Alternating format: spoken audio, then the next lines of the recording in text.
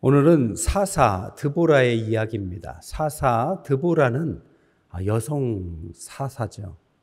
여성이 그 당시에 인권이 오늘날과 같지 않았음에도 불구하고 오늘날도 여자분들이 남성하고 동등하게 사회 임원이 된다든지 장성이 된다든지 이러기가 쉽지 않은데 그 과거에 여성이 사사가 됐다는 사실 자체가 참 특별한 이야기죠.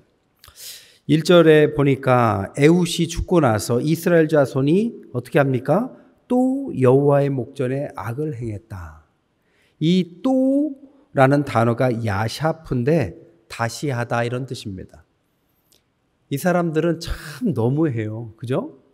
이스라엘 이 구약을 읽어보면 참 너무한다 싶은 이야기들이 많아요. 아니 금방 혼나고 금방 또 그래요. 그리고 나서 하나님도 또 너무하십니다. 그러면 냉정하게 해야 버릇을 고치는데 버릇도 못 고친 아이를 또 용서해 줍니다. 그러면 또 목전에 악을 행하고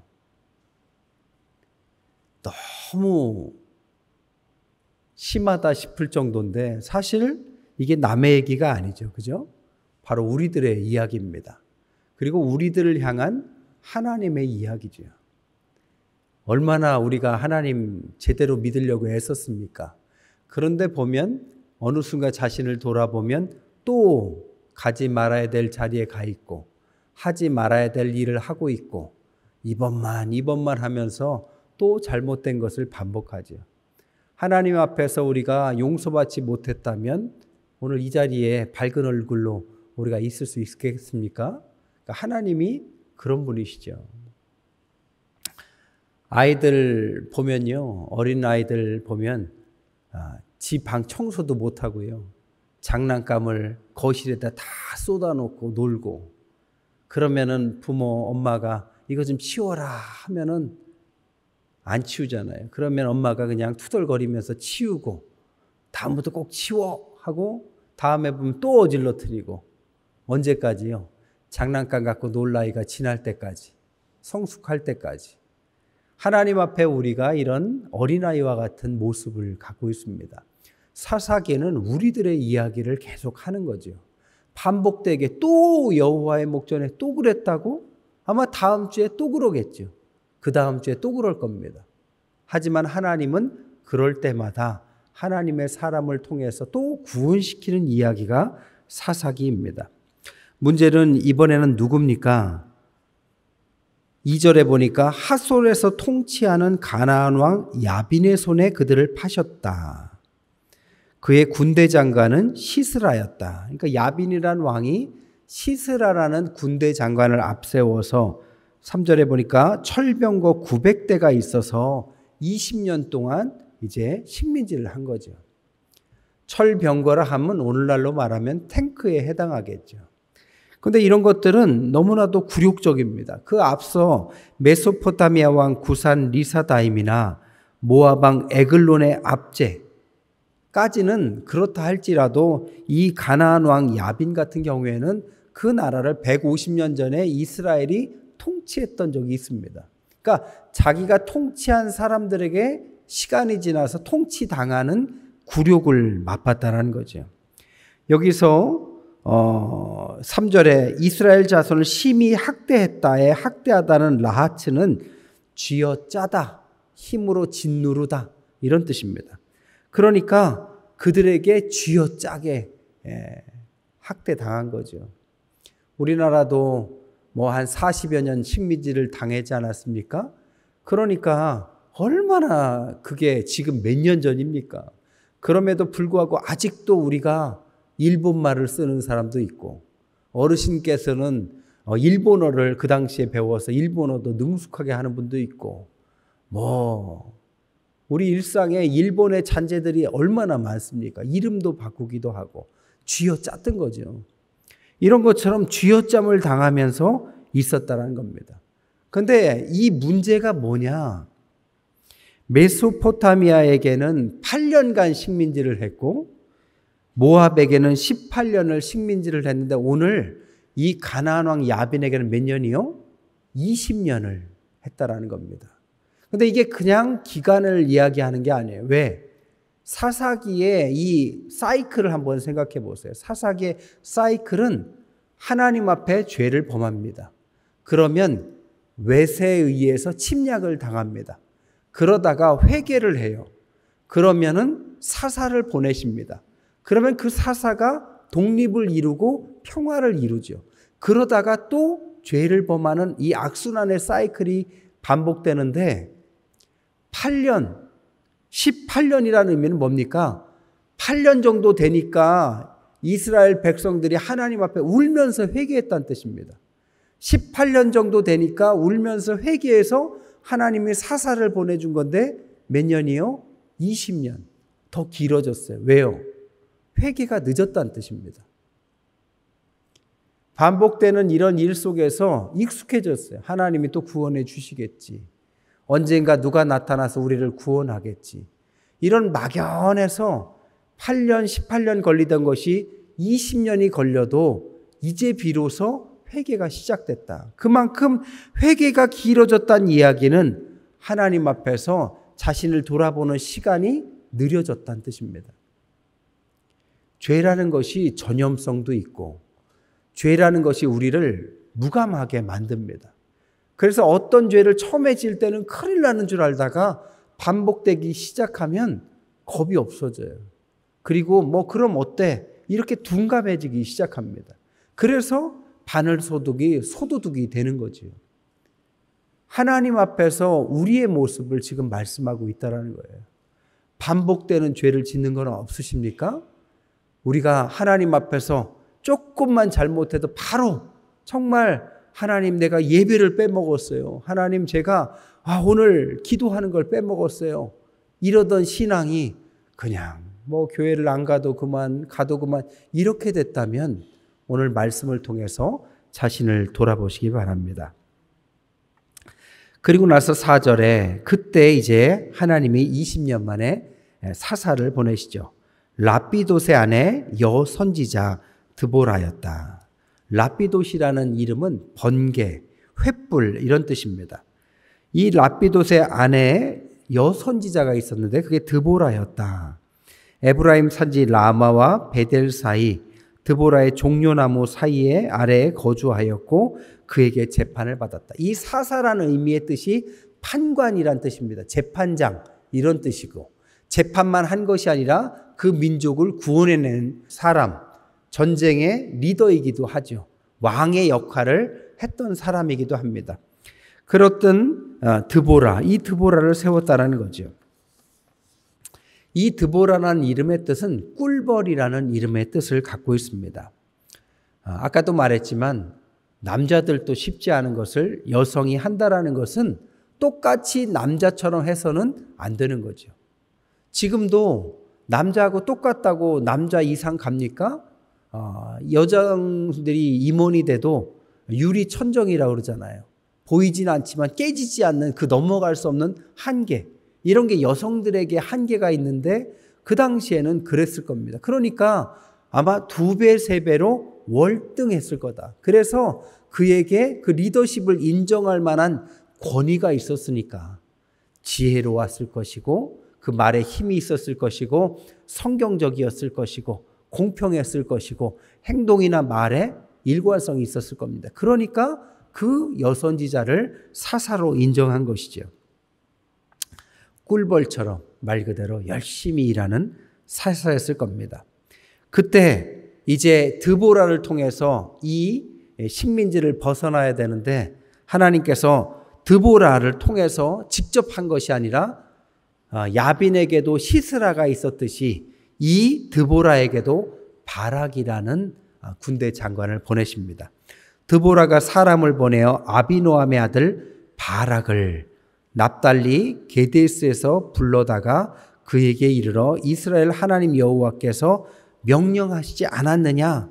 너는 납달리 자손 스불로 자손 10,000명을 거느리고 다볼산에 가서 전쟁에 임해라. 이렇게 명령을 내립니다. 재미있는 것은 이 바락이라는 이름도 번개라는 이름을 뜻을 갖고 있어요. 그래서 어떤 신학자는 라피돗이 바락이고 바락이 결국엔 그의 남편 아닐까라고도 말하는데 그거는 아닙니다. 어쨌든 이 번개라는 이름의 잿산 아주 번개 같은 사람이 군대 장관으로 세워졌는데 이름만 번개지 번개같이 일하지는 못했어요. 왜요?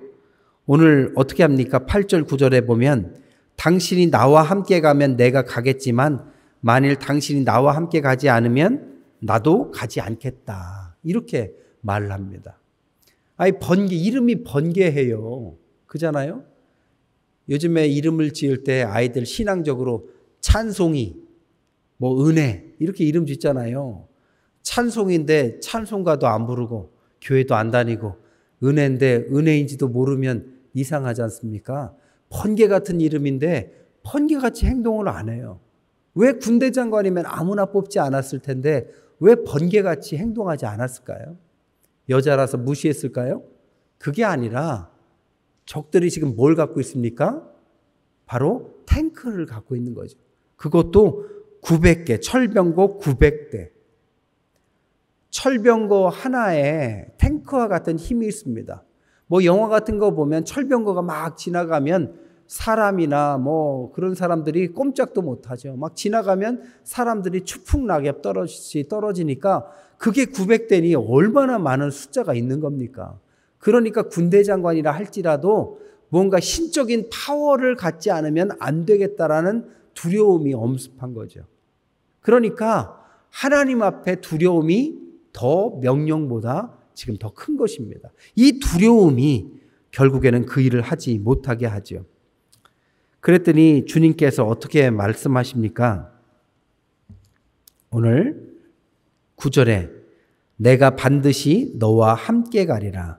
내가 이번에 가는 길에는 영광을 얻지 못하리라. 왜요? 순종하지 못했기 때문입니다. 여러분, 조건부 순종은 성경에서 말하는 순종은 아닙니다. 순종은 할 수 없을 때 하는 게 순종이에요. 할 만한 거, 내가 이거 하면 이거 할게. 이거는 조건부 순종이죠. 방 치우면 1,000원 줄게. 이런 게 조건부 순종이죠. 순종은 야, 방 좀 치워라 했더니 잘 치웠어요. 그래서 이뻐서 1,000원 주면 그것은 순종입니다. 근데 1,000원 주면 할게요. 이러면 그건 순종이 아니에요. 똑같이 1,000원을 받아도 다른 거죠. 그러니까 1,000원 주면 할게요 하면 너는 순종하지 못한구나. 너 그렇게 하면 이번 달 용돈 1,000원 깎을 거야. 이런 것처럼 너에게 하나님의 영광이 임하지 못할 거다. 왜? 하나님 앞에 절대적으로 믿음으로 순종하지 못했기 때문입니다. 그래서 누구에게 이 영광이 갑니까? 9절에 보니까 여호와께서 시스라를 여인의 손에 파실 것이다. 이게 뒤에 나오는 야엘이라는 여인입니다. 결국에는 이 모든 스토리는 3명이 나오는데 처음에는 드보라, 두 번째는 바락, 세 번째는 야엘. 그런데 전쟁은 가운데 바락이 했지만 이 시작과 끝의 모든 영광은 누구에게요? 여성들에게 돌아가는 이야기가 오늘 본문의 이야기죠. 그러면 왜 하나님 앞에서 순종하지 못했을 때 그러면 더 용기 있는 남성, 부군대 장관 이런 사람을 부르지 않고 야엘이라는 또 다른 여인을 통해서 그에게 영광이 돌아가도록 했을까요? 왜 그랬을까요? 하나님은 하나님의 영광을 드러낼 사람을 찾기 때문입니다. 골리앗이 쳐들어왔을 때 전쟁에 나왔던 사울과 군인들이 아무리 거기에서 많이 있어도 누구 하나 믿음으로 나아갈 줄 몰랐어요. 그때 다윗이 어땠습니까? 소년이었습니다. 소년 다윗이 나갔기 때문에 하나님의 영광이 드러난 거죠. 소년 다윗이 드러난 것은 소년이 할 수 없는 일을 할 수 있었기 때문에 하나님의 영광이 드러난 것입니다. 사사기의 앞에 나온 이야기들을 가만히 보세요. 그 전에도 에훗 어땠습니까? 오른손을 쓰지 못해서 왼손잡이였던 사람입니다. 드보라 그 당시에 사회적 약자였던 여성이었습니다. 또 뒤에 나온 입다는 기생의 자녀였습니다. 인정받지 못하는 사람이었어요. 왜 이런 사람을 들어 쓰는 이야기가 나오느냐? 성경은 쓸 수 없는 사람만 쓰는 이야기냐? 그게 아니라 쓸만한 사람들에게는 믿음이 없으니 쓰지 못하는 사람들을 사용해서라도 믿음 있는 사람들을 통해서 하나님은 하나님의 영광을 드러내신다. 이게 하나님께서 드러내 보이는 사사기의 이야기다라는 것입니다. 그렇기 때문에 하나님께서 우리에게 요구하시는 것은 내가 어떤 사람이냐의 한계를 보는 것이 아니라 오히려 내가 한계를 갖고 있다면 그 한계 때문에 하나님의 영광을 더 드러낼 수 있는 그런 사람, 미련한 자들을 들어 쓰셔서 똑똑한 자들을 부끄럽게 만드시는 것이 하나님이시다라는 것을 드러내 보이시는 거죠. 바이올린 연주를 하는데 스트라디바리 바이올린을 탁 하면 사람들이 아유 바이올린이 좋아서 그런가 보다 하지만 그냥 아이들용 아무거나 들고 막 잘해 보십시오. 그러면 야 연주하는 사람이 실력자다 하는 것처럼 우리가 유명한 바이올린이 아니라 그냥 연습용 바이올린과 같은 존재라면 우리가 저 스트라디바리 바이올린보다 못하다라고 생각할 게 아니라 하나님께서 나를 통해서 더 영광 받으실 수 있구나. 이것을 배우라는 것이 사사기의 교훈인 것입니다.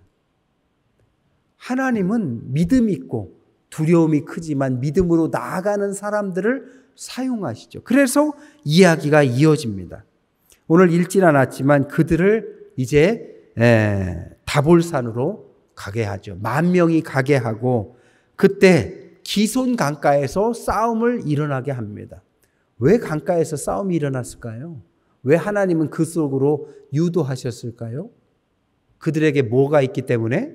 철병거가 있기 때문에. 아시다시피 철병거가 이 진흙에 빠지면 어떻게 됩니까? 아무짝에도 쓸모없는 거지요.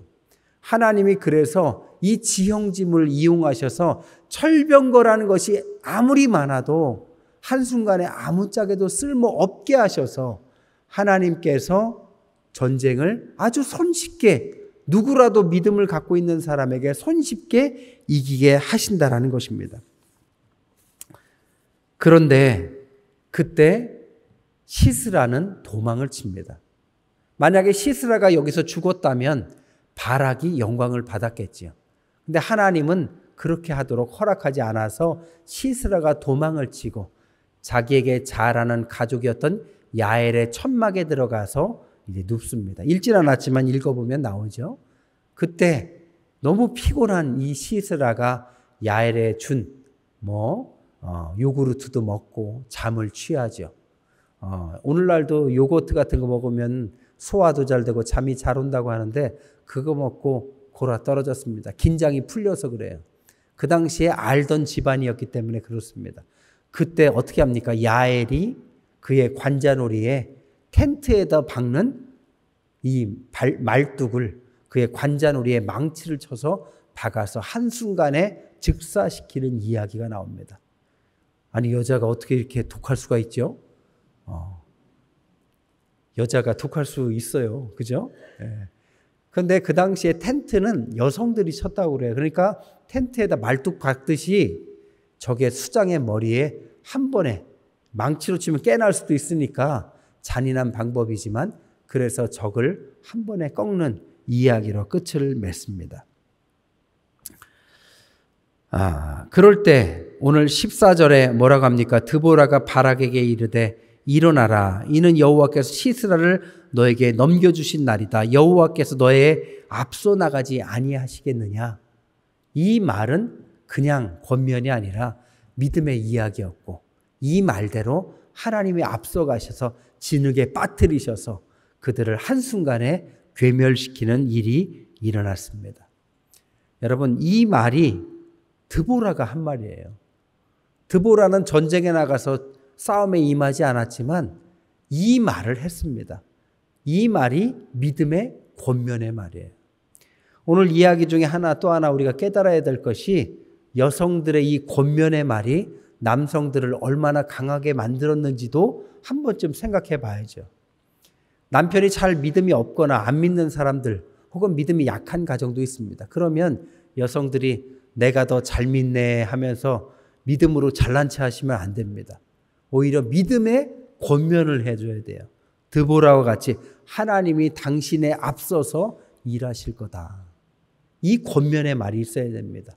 여러분의 목장에서도 믿음이 없는 목장에 식구들이 있으면 이런 믿음의 권면이 있으면 됩니다. 막 가서 뭐 밥 사주고 도와주고 이런 것보다도 믿음의 권면. 여러분 말이 얼마나 힘 있는지 몰라요. 믿음으로 현실 얘기만 해보세요. 현실 얘기만 하면 믿음이 안 생깁니다. 현실을 넘어서는 이야기를 해야 그게 믿음입니다. 현실에 뭐 이러니까 저래라, 이러니까 피해라, 이러니까 이렇게 애들 교육시켜라, 이런 얘기 백날 해봐야 믿음 안 생깁니다. 믿음은 하나님을 믿는 속에서 하나님께서 도와주신다라는 원론적인 얘기, 막연하지만 그 이야기가 그 사람에게는 믿음을 들어가게 하는 것이고, 이 믿음이 그 사람이 어떤 중요한 순간에 믿음의 행동을 유발하게 하는 그 계기가 이 믿음의 말로부터 시작되는 것입니다. 그래서 믿음은 들음에서 나는 거죠. 여러분, 믿는 사람일수록 더 믿음 얘기를 많이 해야 돼요. 당연할수록 더 많이 해야 됩니다. 식사의 자리일수록 더 기도하고, 믿는 가정일수록 더 기도해 줘야 되고, 자녀들 앞에 믿음을 더 고백해야 되고, 믿음의 사례들을 얘기해야지. 집에 가서 교회에서 있었던 별로 중요하지 않은 다툼의 이야기, 뭐 누가 어쨌대더라 이런 이야기는 전혀 도움이 되지 않습니다. 믿음의 이야기, 누가 믿음으로 승리한 이야기, 누가 믿음으로 승리했으면 자랑하고 따라하려고 하고 나도 좀 해보려고 하고 나도 용기를 좀 가지려고 해야 되는데, 그게 아니라 비꼬듯이 얘기하고 이러면 그 사람이나 자기나 누구에게도 믿음이 생기지 않습니다. 믿음은 말에서부터 시작하죠. 오늘 이 드보라의 믿음으로 이 시스라가 결국 꺾이게 되고 바락은 승리하게 되는 것이죠. 말씀을 정리할게요. 오늘 3명의 주인공이 나왔어요. 한 명은 사사 드보라, 한 명은 군대 장관 바락, 한 명은 읽지 않았지만 헤벨의 아내 야엘입니다. 사사 드보라는 여성임에도 불구하고 위기시에 사람들이 찾아올 만한 사람이었습니다. 리더십은 급할 때 찾아오는 사람, 그게 리더십이에요. 좋을 때 노는 사람이 진짜 친구가 아니죠. 급할 때 옆에 있어주는 사람이 좋은 친구이듯, 좋은 사람은, 훌륭한 사람은 급할 때 찾아갈 만한 사람입니다. 그가 나는 여성이니까 안 돼라고 생각했다면 이런 모든 일들이 일어나지 않았겠죠. 왜 하나님께서 여성임에도 불구하고 그런 일을 시켰을까요? 자기의 존재 이유를 그 당시의 시대 상황에 맞춘 것이 아니라 하나님께서 나를 무엇으로 불렀느냐에 대해서 자기의 정체성을 가졌기 때문입니다. 여러분, 지금 가난하다고 가난한 거 아니에요. 지금 실패했다고 꼭 실패한 거 아닙니다. 아이들이요, 너무 똑똑해서 어렸을 때 좀 힘든 거를 평생 우리 가정이 어쩌고 이런 이야기 하는 때가 많습니다. 그럴 때 믿음의 이야기를 해줘야 됩니다. 하나님께서 너를 이런 속에서 부르셔서 더 훌륭하게 키우기 위해서 어려운 환경을 주신 것이다. 이런 믿음으로 키워야만 되는 거죠. 왜? 하나님의 부르심에 맞게 우리가 살아가는 사람이 바로 믿음의 사람이기 때문입니다. 두 번째, 군대 장관 바락입니다.